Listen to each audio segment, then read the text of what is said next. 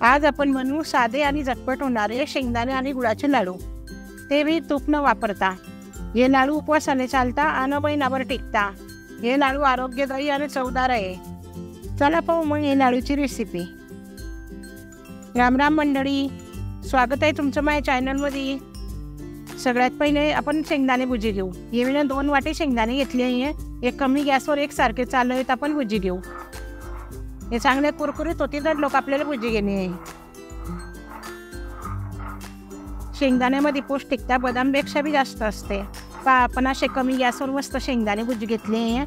शेंगदाणे मस्त कुरकुरीत झाले आणि शेंगदाणे भुजायला आले म्हणजे असं तडतड आवाज बी येतो, म्हणजे त्याचे सालं सुटायला लागतात।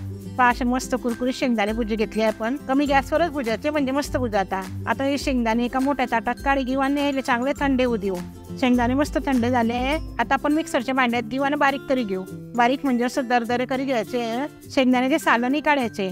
लयच लोक शेंगदाण्याचे सालं काढ टाकता, पण शेंगदाण्याचे सालं काढायला नाही पाहिजे। असेच लाडू बनवायचे। असे दरदरे मी वाटी घेतला आहे। जर तुम्ही माझ्या चॅनलवर नवीन असाल तर प्लीज चॅनलला सबस्क्राईब करा। आता हे 2 वाटी शेंगदाणे होते, त्याच्यासाठी 2 वाटी गूळ टाकू। आणि जर तुम्हाला थोडं कमी गूळ आवडत असेल तर तुम्ही 1.5 वाटी बी टाकू शकता। आता हे आपण हे असं चम्मचने कालवून घेऊ, पण हे पाहिजे तसं असं कालवणार नाही। त्याच्यासाठी आपण याला मिक्सरच्या भांड्यात घेऊ परत आणि 1 मिनिट परत फिरवी घेऊ, म्हणजे हे चांगलं एकजीव होई जाईल। असं थोडं थोडं मिश्रण आपण मिक्सरच्या भांड्यात टाकू आणि परत थोडंसं फिरवी घेऊ, म्हणजे असं एकसारखं मस्त कालवाई जाईल। जर तुम्ही माझ्या चॅनलवर नवीन असाल तर प्लीज चॅनलला सबस्क्राईब करा।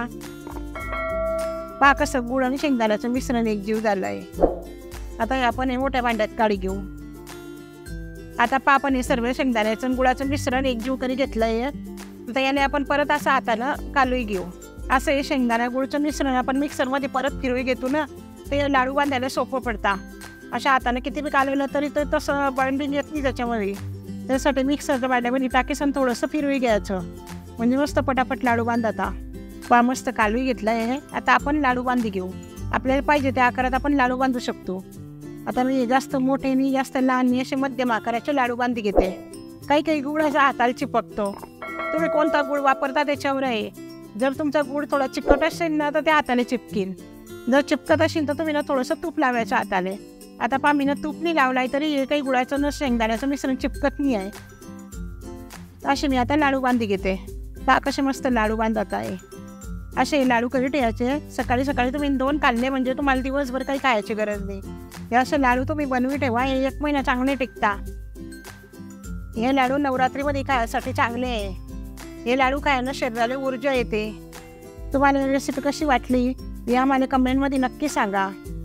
अशा नवीन आणि चविष्ट रेसिपीसाठी माझ्या चॅनलने सबस्क्राईब करायला विसरू नका। असे हे तयार आहे नवरात्रीसाठी शेंगदाणे आणि गुळाचे उपवासाचे लाडू।